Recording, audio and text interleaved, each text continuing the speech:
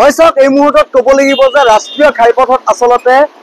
বাহনৰ গতিবেগ নিয়ন্ত্ৰণ কৰিবৰ বাবে কেইবাটাও স্পীড লিমিট ডিভাইচ বহোৱা হৈছে আৰু এই স্পীড লিমিট যিসমূহ ডিভাইচ এই ডিভাইচসমূহে আচলতে আপোনাৰ গাড়ীখনৰ গতিবেগ নিয়ন্ত্ৰণ কৰিব কিয়নো প্ৰতিদিনে সংঘটিত হৈ আহিছে এই ৰাষ্ট্ৰীয় ঘাইপথটোত দুৰ্ঘটনা আৰু যাৰ ফলত মৃত্যুত সাৱটিব লগা হৈছে বহু লোকে আৰু সেইবাবে আচলতে ৰাষ্ট্ৰীয় ঘাইপথ প্ৰাধিকৰণে এনেকুৱা ধৰণৰ স্পীড লিমিট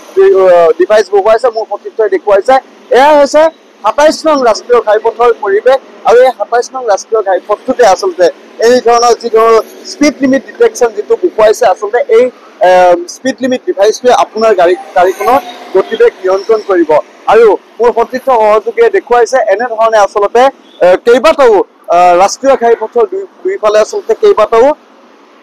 মেচিন এনেকুৱা ধৰণৰ বহাইছে যাতে আপোনাৰ গাড়ীখনৰ গতিবেগ নিয়ন্ত্ৰণ কৰিব পাৰিব কাৰণ ইয়াতে দুৰ্ঘটনাৰ কেন্দ্ৰবিন্দু হৈ পৰিছে আৰু দুৰ্ঘটনাৰ স্থান হিচাপে পৰিগণিত হৈছে এই লখৰা লালুংগা অঞ্চল আৰু প্ৰতিদিনে সংঘটিত হৈ আহিছে দুৰ্ঘটনা আৰু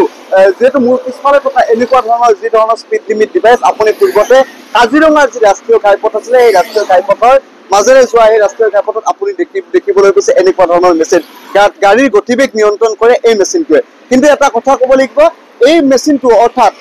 যিটো গুৱাহাটী মহানগৰীৰ সমীপেৰে যোৱা যিটো খানাপাৰাৰ পৰা জালুকবাৰী আৰু জালুকবাৰীৰ পৰা খানাপাৰালৈকে যোৱা ৰাষ্ট্ৰীয় ঘাইপথৰ দুই কাষে আচলতে এনেকুৱা ধৰণৰ মেচিন সংলগ্ন কৰা হৈছে আৰু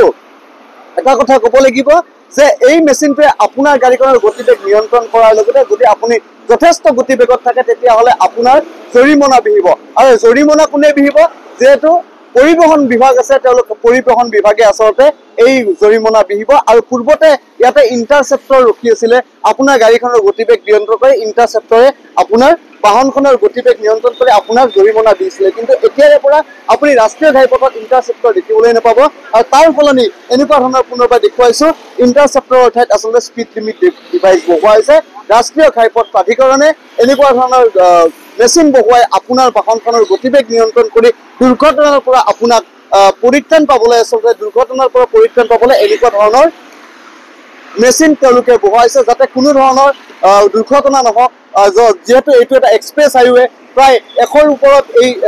এই গাড়ীসমূহ চলাচল কৰে 100 স্পীড লিমিট থাকে কিন্তু ইয়াতে কিমান স্পীডত গাড়ী চলিব পাৰিব যিহেতু ৰাষ্ট্ৰীয় ঘাইপথ এই ৰাষ্ট্ৰীয় ঘাইপথত কোনো ধৰণৰ স্পীড ব্ৰেকাৰ দিব নোৱাৰে কোনো ধৰণৰ স্পীড লিমিট ডিভাইচ দিব নোৱাৰে আৰু যেহেতু এই স্পীড লিমিট ডিভাইচ দিব নোৱাৰিব তেওঁলোকে কিমান গতিবেগত গাড়ী চলাব পাৰিব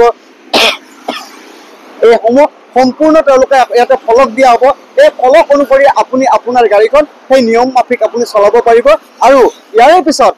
এই যি ৰাষ্ট্ৰীয় ঘাইপথ প্ৰাধিকৰণে আৰু এই ৰাষ্ট্ৰীয় ঘাইপথৰ ওপৰত কেনেকুৱা ধৰণৰ দায়িত্ব গ্ৰহণ কৰিব সেয়া হ'ব সময়ত লক্ষণীয়